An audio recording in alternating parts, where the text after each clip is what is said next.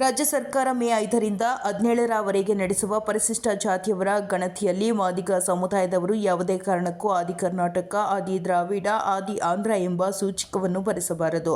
ಕೇವಲ ತಮ್ಮ ಮೂಲ ಜಾತಿಯಾದ ಮಾದಿಗ ಎಂದಷ್ಟೇ ಬರೆಸಬೇಕೆಂದು ಆನೇಕಲ್ ತಾಲೂಕಿನ ಸರ್ಜಾಪುರ, ನೆರಿಗ, ಕೂಗೂರು, ಕಮ್ಮನಹಳ್ಳಿ ಗ್ರಾಮಗಳಿಗೆ ಆನೇಕಲ್ ತಾಲೂಕು ಮಾದಿಗ ಮಹಾಸಭಾ ಪದಾಧಿಕಾರಿಗಳು ಮತ್ತು ಮುಖಂಡರು ಮನೆ ಮನೆಗೂ ಭೇಟಿ ನೀಡಿ ಜಾಗೃತಿ ಮೂಡಿಸಿ ಸಮುದಾಯದ ಮಾಹಿತಿಯನ್ನು ಕಲೆ ಹಾಕಿದರು. ಗಣತಿ ವೇಳೆ ಹಟ್ಟಿ, ಕಾಲೋನಿ, ಬಡಾವಣೆಗಳಿಗೆ ಗಣತಿದಾರರು ಆಗಮಿಸುವ ವೇಳೆ ಅವರೊಂದಿಗೆ ನಮ್ಮ ಸಮುದಾಯದ ಮುಖಂಡರು ಮನೆ ಮನೆಗೆ ಭೇಟಿ ನೀಡಿ ಮಾದಿಗ ಎಂದು ಬರೆಸಬೇಕು ಮತ್ತು ಅವರು ಕಾಲಂ 61ರಲ್ಲಿ ಮಾದಿಗ ಎಂದು ಬರೆದಿದ್ದಾರೋ ಇಲ್ಲ ಎಂದು ಗಮನಿಸಬೇಕು ಹಾಗೂ ಯಾವುದೇ ಕಾರಣಕ್ಕೂ ಪೆನ್ಸಿಲ್ನಲ್ಲಿ ಬರೆಸಬಾರದು, ಬದಲಾಗಿ ಪೆನ್ನಲ್ಲಿ ಬರೆಸಬೇಕು ಎಂದು ಆನೇಕಲ್ ತಾಲೂಕು ಮಾದಿಗ ಮಹಾಸಭಾದ ಹಿರಿಯ ನಾಯಕರಾದ ಎ. ವಿಜಯ್ ಕುಮಾರ್ ತಿಳಿಸಿದರು. ಇನ್ನು ಇದೇ ವೇಳೆ ಆನೇಕಲ್ ತಾಲೂಕು ಮಾದಿಗ ಸಮುದಾಯದ ಮುಖಂಡರು ಸೇರಿದಂತೆ ಮತ್ತಿತರರು ಹಾಜರಿದ್ದರು. जय मादिगा जय जय मादिगा जय मादिगा जय जय मादिगा बलम मनदि एकमैते जयम मनदि जय मादिगा ಏಕೆ ಹೇಳಿ ನಾವಲ್ಲ ಮಾದಿಗರು ಏಕೆ ಹೇಳಿ ನಾವಲ್ಲ ಮಾದಿಗರು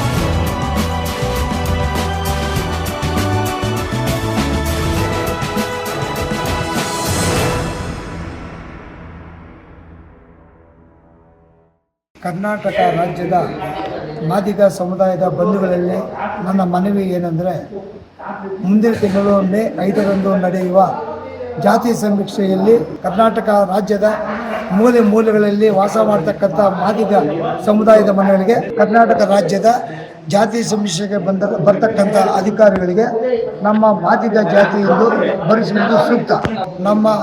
ಇದು ಪರಿಶಿಷ್ಟ ಜಾತಿಯಲ್ಲಿ AKAD ಆದಿ ಆಂಧ್ರ ಅಂತಿದೆ. ಆದರೂ ಸಹ ನಾವು ಮಾದಿಗ ಜಾತಿ ಹುಟ್ಟಿರ್ತಕ್ಕಂಥವರು ನಮ್ಮ ಜಾತಿಯನ್ನು ಮಾದಿಗ ಎಂದು ಭರಿಸುವುದು ಬಹಳ ಸೂಕ್ತವಾದದ್ದು. ಈಗ ಕರ್ನಾಟಕ ರಾಜ್ಯದಲ್ಲಿ ಸುಪ್ರೀಂ ಕೋರ್ಟ್ ಆದೇಶದಂತೆ ಈ ಆಯಾ ರಾಜ್ಯಗಳಿಗೆ ಹುಟ್ಟಿರ್ತಕ್ಕಂಥ ಒಂದು ಅಧಿಕಾರವನ್ನು ಆಯಾ ಸರ್ಕಾರಗಳು ತೀರ್ಮಾನ ಕೈಗೊಳ್ಳಬೇಕಾದ್ರೆ ಈಗ ಮೇ ತಿಂಗಳಲ್ಲಿ ನಡೀತಕ್ಕಂಥ ಒಂದು ಸಮೀಕ್ಷೆಯಲ್ಲಿ ನಮ್ಮ ಮನೆಗಳ ಬಾಗಿಲಿಗೆ ಅಧಿಕಾರಿಗಳು ಬಂದಾಗ ನಾವು ನಮ್ಮ ಜಾತಿಯನ್ನು ಮಾದಿಗ ಎಂದು ಭರಿಸಿದರೆ ನಮಗೆ ಇಡೀ ಸಮೀಕ್ಷೆಯಲ್ಲಿ ನಮಗೆ ಒಳ್ಳೆ ಅನುಕೂಲವಾಗುತ್ತೆ. ಕರ್ನಾಟಕ ರಾಜ್ಯದಲ್ಲಿ ವಾಸ ಮಾಡ್ತಕ್ಕಂಥ ಪ್ರತಿಯೊಬ್ಬ ಮಾದಿಗನು ನಮ್ಮ ಜಾತಿಯನ್ನು ಮಾದಿಗ ಎಂದು ಭರಿಸಿದರೆ ನಮಗೆ ಒಳ ಮೀಸಲಂತೆ 100ಕ್ಕೆ 100ರಷ್ಟು ದಕ್ಕುತ್ತದೆ ಎಂದು ನಾನು ಮಾದಿಗರಲ್ಲಿ ಮನವಿಯನ್ನು ಮಾಡಿಕೊಳ್ಳುತ್ತೇನೆ.